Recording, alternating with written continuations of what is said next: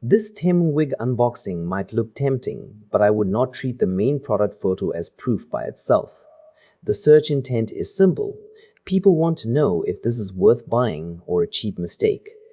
For this beauty item, I would check 3 things before buying. First, whether the listing shows the real size and material.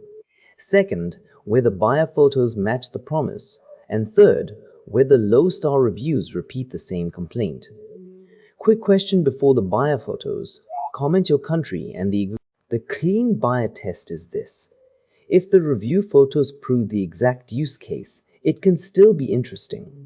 If the listing only has polished images and vague claims, I would wait or compare it against an Amazon listing with clearer reviews. My verdict is only if the price is genuinely cheap enough to justify the risk.